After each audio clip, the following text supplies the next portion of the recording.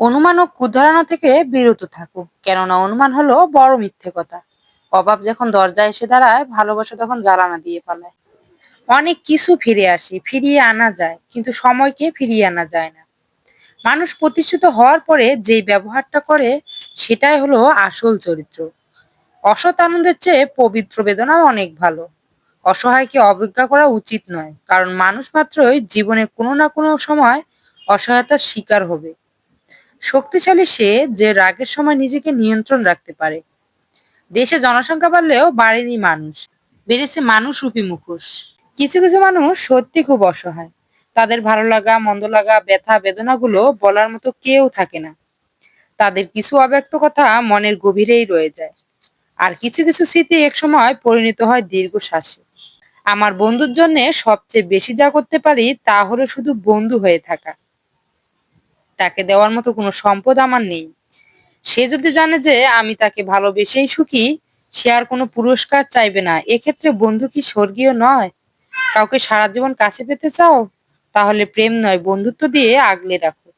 কারণ প্রেম একদিন হারিয়ে যাবে, কিন্তু বন্ধুত্ব কোনোদিনও হারায় না। মৃত্যুর যন্ত্রণার চেয়ে বিরহের যন্ত্রণা কত কঠিন, কত ভয়ানক, তা একমাত্র ভুক্তভোগী অনুভব করতে পারে। আমি ব্যর্থতাকে মেনে নিতে পারি, কিন্তু আমি চেষ্টা না করাকে মেনে নিতে পারি না। স্বপ্ন সেটা নয় যেটা মানুষ ঘুমিয়ে ঘুমিয়ে দেখে। স্বপ্ন সেটাই যেটা পূরণের প্রত্যাশা মানুষকে ঘুমাতে দেয় না। এই পৃথিবী কখনো খারাপ মানুষের খারাপ কর্মের জন্য ধ্বংস হবে না। যারা খারাপ মানুষের খারাপ কর্ম দেখেও কিছু করে না, তাদের জন্যই পৃথিবী ধ্বংস হবে। একজন আহত ব্যক্তি তার যন্ত্রণা যত সহজে ভুলে যায়, একজন অপমানিত ব্যক্তি তত সহজে অপমান ভোলে না।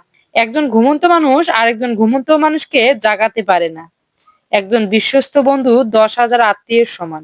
একজন মহান ব্যক্তির মহত্ব বোঝা যায় ছোট ব্যক্তিদের সাথে তার ব্যবহার দেখে। কারো ভুল হয়তো সংশোধন করা যায়, কিন্তু কারো স্বভাব পরিবর্তন করা যায় না। তাই কারো স্বভাব পরিবর্তন করতে গিয়ে নিজের আত্মসম্মান বিসর্জন না দিয়ে বরং সেখান থেকে সরে আসাটাই হলো প্রকৃত ব্যক্তিদের পরিচয়। পৃথিবীতে অনেক ধরনের অত্যাচার আছে, ভালোবাসার অত্যাচার হচ্ছে সবচেয়ে ভয়ানক অত্যাচার। এই অত্যাচারের বিরুদ্ধে কখনো কিছু বলা যায় না, শুধু সহ্য করে নিতে হয়। কখনো কোনো বন্ধুকে আঘাত করো না, এমনকি ঠাট্টা করেও না। কথাবার্তায় ক্রোধের পরিমাণ খাবারের লবণের মতো হওয়া উচিত। পরিমিত হলে রুচিকর, অপরিমিত হলে ক্ষতিকর। কেউ সম্পূর্ণ আপনার মতো হবে না, একইভাবে আপনিও কারো মতো হবেন না। দুজনের মধ্যে কিছুটা পার্থক্য থাকবেই। আর এই পার্থক্যটুকু হলোই ধৈর্য। কারো অতীতকে জেনো না, বর্তমানকে জানো, এবং সে জানাই যথার্থ। কিভাবে কথা বলতে হয় না জানলে অন্তত কিভাবে চুপ থাকতে হয় তা শিখে নাও। আসসালামু আলাইকুম, হ্যালো এভরিওয়ান। বন্ধুরা, আপনারা সকল কেমন আছেন? আলহামদুলিল্লাহ, আমি ভালো আছি। আজকে সন্ধ্যেবেলা কিছু চিতই পিঠা বানিয়ে নিলাম। আমার ভিডিও যদি আপনাদের ভালো লেগে থাকে তাহলে অবশ্যই লাইক, শেয়ার ও কমেন্ট করবেন, এবং আবার নতুন নতুন ভিডিও পেতে অবশ্যই সাপোর্ট করে রাখবেন। আজকে এই পর্যন্ত, খুদা হাফেজ।